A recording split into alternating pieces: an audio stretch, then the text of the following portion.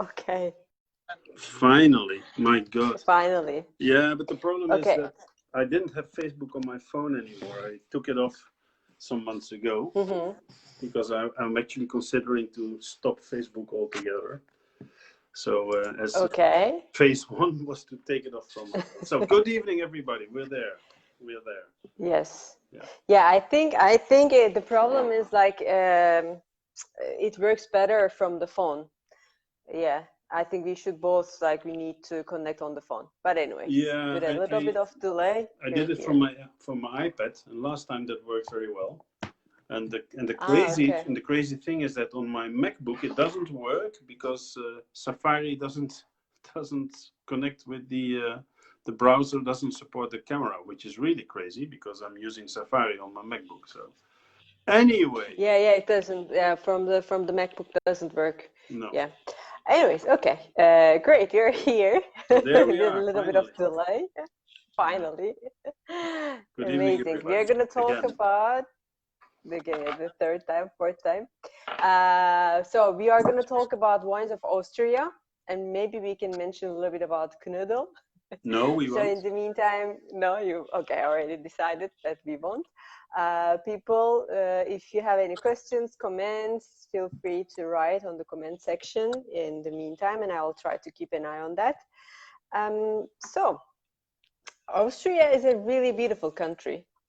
Like I've been there a few times, and especially within the last year because of the Wine Academiker presentation and the thesis, and I loved it. I mean, I've been a few times in Vienna, but I haven't been into countryside before. And every time that I was there, I was really loving it so much. It's so diverse, you know, except the cuisine, the food. No, I think everything is great. You know, let me be fair.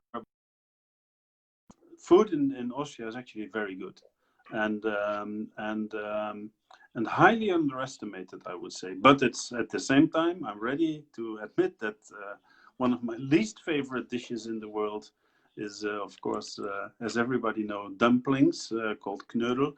And that is unfortunately also part of the Austrian culinary culture. But other than that, food in Austria is generally speaking really good. Service level is very high. And I cannot complain about that, not at all. No.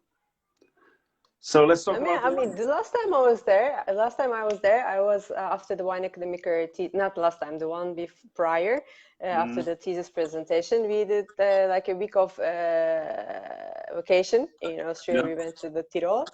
I think I had a bit difficulties with the food. I didn't really.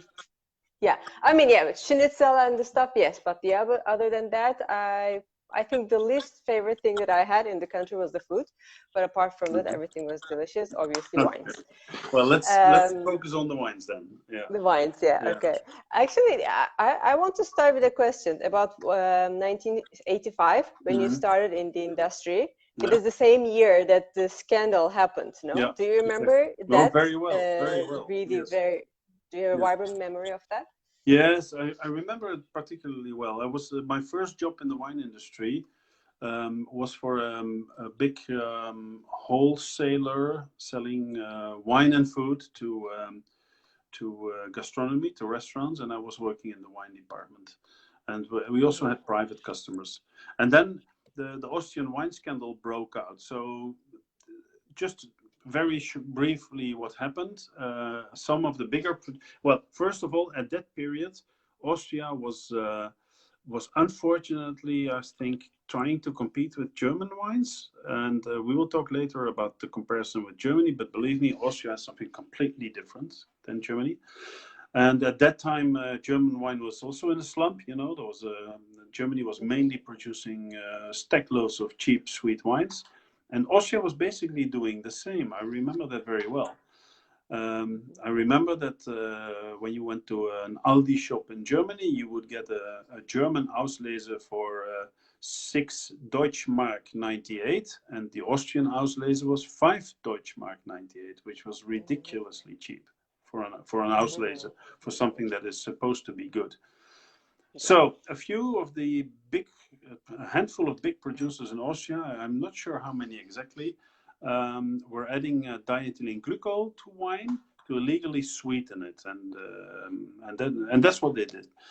Why did they choose that stuff? I think it was for the simple reason that if you sweeten, for example, with sugar, then in laboratory tests, people will see that you added sugar. But if you add something that nobody is thinking of, that it might be in a wine, chances are that they will never trace it down. But at the end they did, and it broke, and it became a huge scandal. And the funny thing about it was that where wine never catches the headlines in newspapers or on the daily news, it did at that occasion. And everybody was talking about the Austrian wine scandal. It was front page news all over Europe.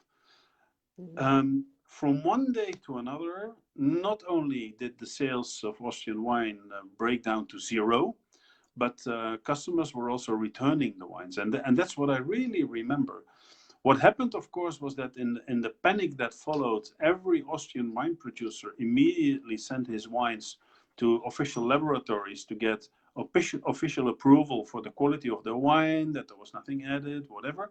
But people just didn't believe it, and they brought back the wines. And I remember people were saying, and it wasn't true, it was like a mass hysteria, but people in the Netherlands were saying that they got sick of it, that they got headaches of it, that there were all kind of things. You know, I remember a lady saying, "My mother has been vomiting the whole night," and it was ridiculous. It wasn't true, but it was mass hysteria, and it killed the Austrian wine business. And I would like to add to that nobody died during the Austrian wine scandal of drinking bad wine, but. We've had, I think, 3 Italian wine scandals since then where people did die of drinking wine which was strengthened with methanol, and nobody didn't care a shit, you know? People didn't drink 1 bottle less of Italian wine because for some reason, when it comes to Italy, people are always completely forgiving. Oh, well, you know, it's the Italians, it's the mafia, it's all fun, it's great, it's the lifestyle, you know, it happens. Let's not care too much. And I think that is crazy, actually. But it killed the Austrian wine business. So yes, I remember it very well from my own experience. It was more or less my first wine experience in the business. Yeah. I mean, so that's why I was curious if you really remember like everything what's happening, because obviously myself, I've been reading it, you know, what happens like 36 years ago. But reading and really living it, it's not really the same. But then, on the other hand, like we can already discuss this. Of course, it was a huge scandal. But then we can also mention that maybe it brought some positive things in the Austrian industry. Oh, definitely. With the changes in the laws and the quality oriented wines, no? Definitely. And I have to say that I mean, they had to take a fresh and new look at themselves. They had to make a complete restart of their business. And basically, the answer, officially and unofficially, was we'll go for quality. You know, this can never happen again.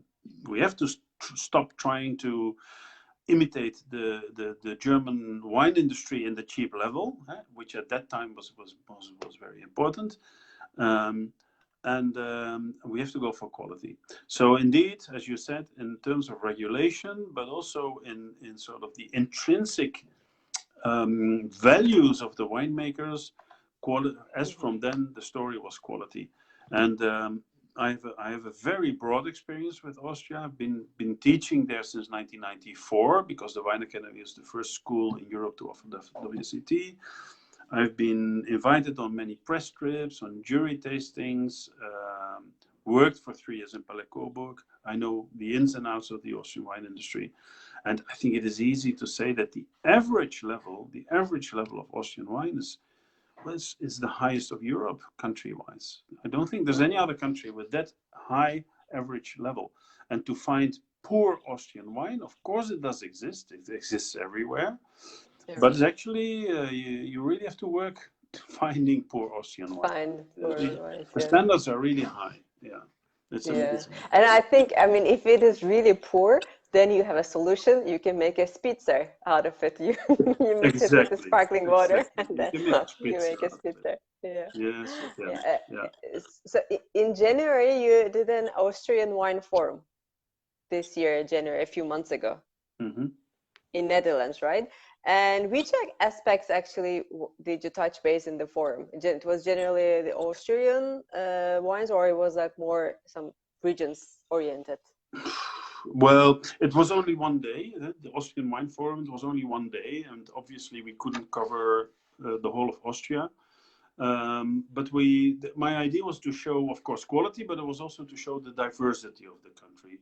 So we went from a session with Styrian wines, you know, the beautiful Steiermark on the south border with Slovenia, up to Wachau, which is of course famous and well known. We covered red wines from my good friends Welsch in Mittelburgenland. We covered, and also some whites. We covered the wines from Gernot Heinrich, who is Neusiedlersee. Well, he's actually mostly Leiterberg nowadays, and Gernot, who moved to actually to natural wine. So we really wanted to show the diversity of the country. And Austria is very diverse, I must say so. Yeah. I mean, the landscape also is very diverse. I mean, yes, obviously you have the rivers, you have the hills, mountains, Alpine mountains, and some areas are a little bit flat, but you have the lake. So it's like you have many different effects on the climate, and so obviously it reflects on the grapes. Although it is known as a white wine country because the most of the production and the plantation is white. Yeah. But it has also within the white there's a lot of diversity, starting from the dry to sweet. No, there is it's roughly 2/3, 1/3, 2/3 white, 1/3 red, a bit like Germany, I think. Maybe a bit more red, but I'm not sure. And of the 2/3 white, almost half is of course Grüne Veltliner, because that's sort of the national grape variety in Austria. But after Grüne Veltliner, you get a host of other varieties. Now, a lot of people compare Austria too much with Germany and think that Riesling is an important grape for Austria, but it isn't. Riesling is about 4% only. 4%. And there are some great Rieslings, definitely, but it's only 4%, and it's really restricted to a very small area, to the Danube and side rivers, the areas Wachau, Kamptal, Kremstal, Treisental, Wagram. That's basically where you will find Riesling. And after that you will get Welsh Riesling, which has got nothing to do with Riesling, of course, and it's a Central European variety, probably coming from Croatia, Krashevina. You've got. But interesting that the reputation of Welsh Riesling is good in Austria, no? If you compare to the other Central European countries, it's better than. I think it improved a lot. I think in the past people looked down a bit on Welsh Riesling. On the one hand, you cannot compare it with Riesling. I mean, there is no doubt that Riesling is a much more interesting, much better variety. No doubt about that. And Welsh Riesling, it's got less acidity, it's got less complexity, less aging potential. But I think what they did realize that in the past 20 years maybe is that good winemakers in good conditions can actually make really nice Welsh Riesling wines. That's also true. Not as great as the best Rieslings, but really good. So it's not true that Welsh Riesling is a simple variety. If you treat it well, you can make good wine with it. Having said that, I think there's still a lot to gain for Welsh Riesling in Austria, because there are still plenty of producers who do not pay enough effort to the quality of their Welsh Riesling. That's also true. Yeah. But I like that. But are they giving more? Are they giving more importance to Welsh Riesling than Riesling? The reason because the Riesling is only 4%, is it because the climate is really difficult for Riesling to grow there, climate and soil? Were they trials more? Yeah. Climate and soil. Yeah, it's got to do with that, definitely. Because even if you are in the Wachau, They will explain to you where they've got their Rieslings and where they've got their Grüner Veltliner, and both varieties are quite picky when it comes to a good soil situation.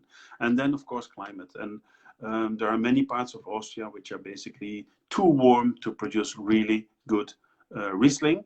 The Steiermark actually definitely has the climate for Riesling, but it doesn't have the soil, with one exception, and that's Sautal. Because in the Sautal, which is a smaller area in the Südsteiermark, there is a slate soil, and that, of course, as everybody knows, slate works very well with Riesling. So that is the exception to prove the rule. But otherwise, Riesling is totally confined to the Danube area in the north, where it's cooler. Yeah. Yeah, and then if that area, the Riesling, would be a little bit like more closer to Alsace style, right, than German. It will be in between. Yeah, it's a bit in between. Yeah, it's a bit in between. Yeah, let's say it's a bit in between. I would say, as a gross generalization, I would say that Elsass Rieslings tend to be often a bit more, even a bit more powerful, maybe, with a tendency to show more of that sort of petrol-like aroma. Whereas in Austria, they're a bit more floral, maybe. Maybe less mineral than the best German Rieslings, but a bit more floral. And some of the top producers in Wachau, you can always note in the dry Rieslings, at Smaragd level, you can always notice the influence of botrytis. Although they often claim that they do not have botrytis, but I don't believe them, and in some cases I know it's not true then when they say that there is no botrytis, because I've seen pictures of the harvest and the grapes are so dark that there is botrytis for sure. So yeah, it's a totally different style. But again, you know, although at the end of the day, if I have to pick my favorite Rieslings, I will turn to Germany, definitely. But there are beautiful Rieslings in Austria. And last year, which my good friend Willy Klinger didn't really like, I made a remark on Facebook that actually Riesling is superior to Grüner Veltliner, and he didn't like that and he didn't like it because Austria has to sell much more Grüner Veltliner, and don't get me wrong, I love Grüner Veltliner, but sorry, the best Rieslings are better than the best Grüners. They've got more acidity. And the aging potential is at the end better. Yeah. And also, Girder Veltliner is higher yielding grape variety, so it can lose the concentration if you don't really take good care of it. Yeah, it's higher yielding, but that of course depends on where you are. And in Wachau, Kamtal, Kremtal, the yields are not that high. They're rocky soils, etc.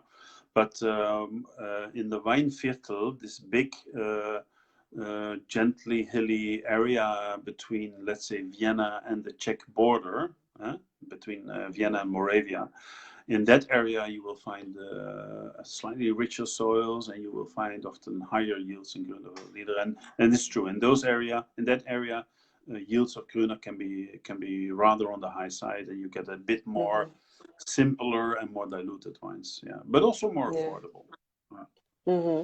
It actually, talking about Vienna, it's also another interesting thing to mention. Vienna is the only European capital, which has vineyards all around. Yes, it's exactly. Super nice. Yeah, it's really nice, and of course there is something called Denominación de Origen Vinos de Madrid, but those vineyards are not at all in Madrid. They're somewhere out there, you know, somewhere outside. But Vienna has these vineyards inside the city, and they're a wonderful part of the culture of the Viennese culture. Because a lot of the Viennese, the wines from Vienna, are traditionally produced for immediate consumption in the Heurigen, you know, and the growers who also sell food, and quite often the quality is not great. It's quite often more like a good thirst quencher at a reasonable price, which is fine, you know. But having said that, there are also producers like Meyer and Farbplatz, like Wieninger, of course, who make very good qualities of wine in Vienna, and especially, of course, the field blends that Vienna is famous for. Yeah. Mm-hmm. Yeah, I think it's super nice because it's also maybe it's for immediate consumption, not really super high quality for aging so on, but it is an hedonistic approach of the wine because from the city itself in the center within 15 minutes you can be in the grower's land and then just enjoy it, and then in the same day, in the same afternoon, same evening you can come back to your home.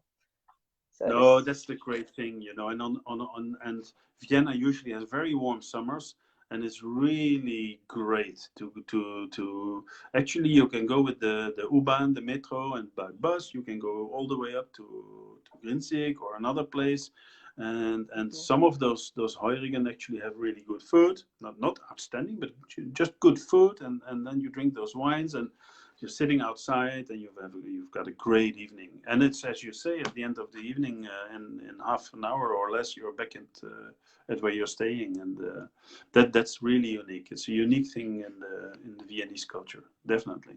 Yeah. And talking about that, now you mentioned Grinzig. I remembered one of my very vivid memories when I was a kid. My father was he lived in Vienna for a year. He's an architect, and he was working in Schönbrunn Palace for like an exchange. And so my mom and I went to visit him, and then he had discovered Grinzig. So he took us to Grinzig in one day trip when we were there. And I remember the best schnitzel I have ever had in my life. So like the Grinzig, it's still like on top of my list. Yeah. But you know, you said Wiener Schnitzel, no? Because sometimes the sound isn't good. You mentioned Wiener Schnitzel. This is one of the things that surprised me, because actually, to be honest, in the Netherlands, Wiener Schnitzel has a very poor image. Really?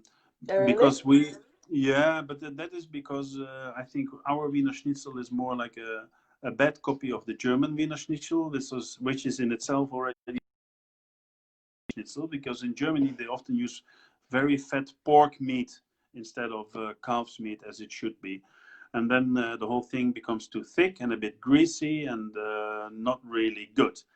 And then I was really surprised when I got to know Austria a bit, that my friend and my educated friends, that they were actually ordering in restaurants Wiener Schnitzel. I was really surprised, because I didn't expect that. And meanwhile, when I'm a few days in Austria, one of the things I will always order one evening is a Wiener Schnitzel. They are a good one. It's really great. Yes, good. I can do it every day. Yeah. So I have one last question about wines. Austria really good marketing as a country, like marketing united their country's wines, no? Which is like normally, unfortunately, you don't see it in Spain. Spain, there's not, like, we cannot be united and then promote the country's wine in the export market. Spain is but really Austria does terrible it really good when it comes to it. Yeah. No, that's true. The Austrian wine marketing, it has always been very good. I have to say so, because, but it's a reflection of the general spirit of the Austrian wine industry. I remember one of my first press trips to Austria, and that was, when was that? Around 20 years ago. A bit more than 20 years ago.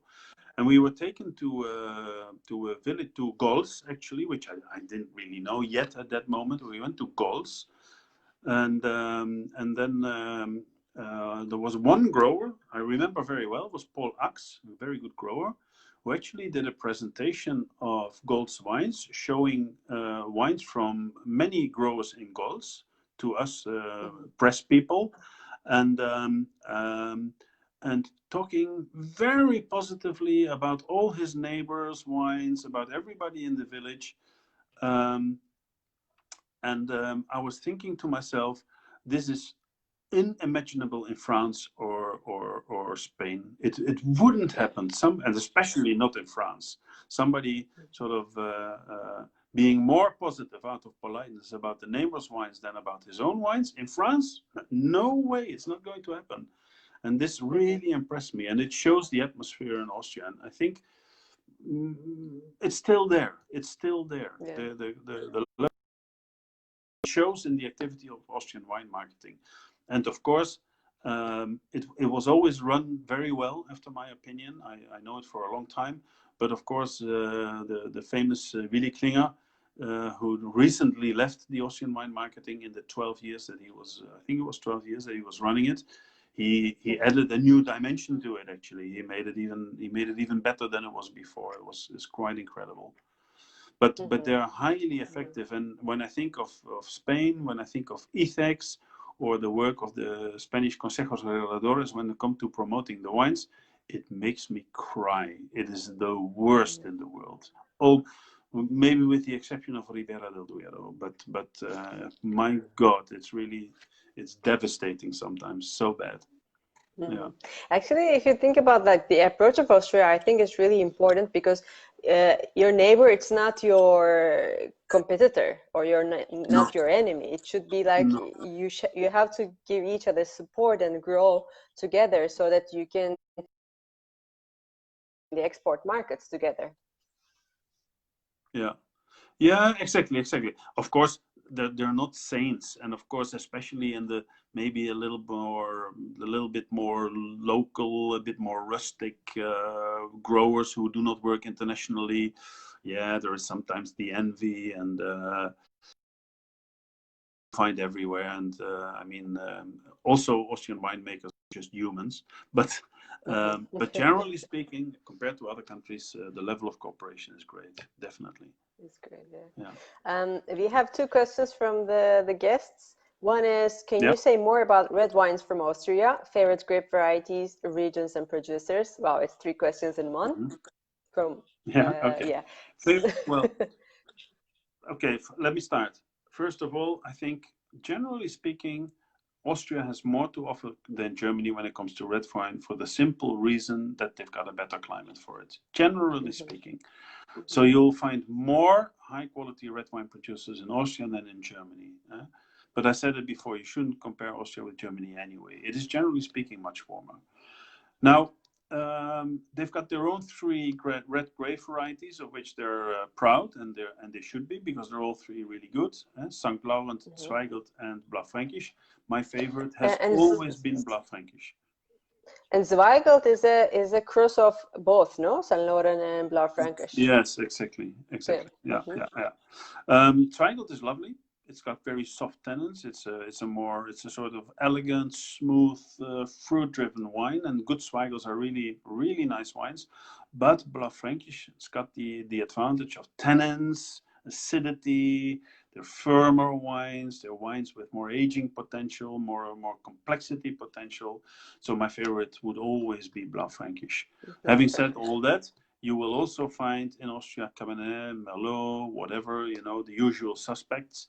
Pinot Noir, not always easy in Austria, but there are a few really good ones, especially in the Thermen region, like the wines of Schneider and Rheinisch, Johannes of Rheinisch. But generally speaking, Pinot Noir is maybe less suitable for Austria, but everything is possible actually in that country. There's a really interesting potential for reds. I have also, apart from this obviously noble ones that you're mentioning, I have one favorite red variety of mine, Hudler. You know Hudler? Yes, I like it. I mean, especially Hudler Frizzante. I think it is like super fun to drink. It's on a warm summer evening. Yeah. It's very strange. It's of course a hybrid grape, it's a hybrid. It's a hybrid, and it's got that very funny, funky, foxy, whatever character of big bubble gums. It always reminds me of the taste of what were they called again? Hubba Bubba or something. Very big chewing gums that I was sometimes eating in my youth. Which is maybe not what you really expect in wine, but it's true. When served cold and sparkling, it's not bad. Funny enough, I get a lot of that taste in Russia, because in Russia, in the bottom of the market, they sell a lot of wine called Isabella, and the Isabella grape is actually the grape that they use for Urudla. But believe me, what they do in Russia is not comparable to what they do in Burgenland. By the way, having said all that, you do know that Uhudler officially is not a wine, because you cannot make wine from hybrid. Yeah, but okay. Normally, under the European Union laws, yes, it's not a wine. No, but exactly. it's an American, it's an American and European hybrid. Yes, exactly. But I'm just saying that because officially it is actually put in the category of fruit wine, not wine, but fruit wine. And you mentioned the Austrian wine marketing. Never ever will they promote Uhudler. Never ever. Yeah, I know. Yeah. No, so the thing is, I mean, I had difficulties to find it in the country itself, because that one I had never tasted it before. And after the presentation of the wine academic thesis, a friend of mine who lives in Burgenland, she said, okay, let's enjoy a glass of sparkling Uhudler Presente. And then we tried it, and I loved it.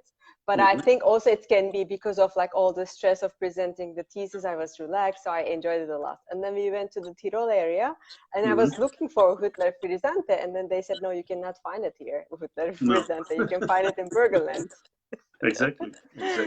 There's not much. Talking about Tyrol, there's one more question, and saying that Tyrol house wines is never disappointing. So they can enjoy it like every summer because of all different kinds of house wines. And do you have any experience with the house wines, or any like in any particular region that you can recommend? No, well, I'm pretty sure that most house wine in Tyrol would be Grüner Veltliner or Zweigelt from Weinviertel, because that's where they produce the more affordable wines. But other than that, I cannot comment too much on it. I'm not sure. No. Okay. Actually, I saw that Zegos had a question whether Blaufränkisch is the same as Kek Frankos in Hungary. Yes, it is. It's exactly the same. And also in Hungary, you will find really nice wines from Kek Frankos, for example, in Eger. Yeah. Yeah, I mean the DNA, same grape itself, but depending on a little bit of the climate, does it give different expression? What? Sorry, or would you Kek Frankos and Blaufränkisch, yes, the DNA is the same grape, but depending on the conditions, does it give a different expression than Blaufränkisch, or would you compare it like very similar? No, it's really the same. I mean, and you have in the south of Burgenland, you have Zuid-Burgenland, where they make maybe even the most interesting Blaufränkisch wines. And just across the border in Hungary, really just across the border, where they call it Kek Frankos, they make exactly the same wine. At least some of the good producers, exactly the same. But there is, of course, a relationship with climate, and that makes me think of Germany, Württemberg, Baden-Württemberg, where you find Lemberger, which is Blaufränkisch. And that is stylistically a bit different. It's a bit more elegant wine. It's still with firm tannins, but of course the acidity is a bit higher. The wines are a bit slimmer because it's a bit cooler over there compared to the warmer Burgenland. Yeah. Okay, great. Thank you so much. And thank you for everyone for the questions and the comments. Thank you, Frank. So we'll be back on Friday. Yes. And what was the subject? The rising alcohol levels. Rising alcohol levels, exactly. Alcohol levels. Yes, I love it. I love it. Okay, good. See you all on Friday. Great, thank you. See you on Friday. Bye, everybody. Bye-bye. Bye-bye. Bye.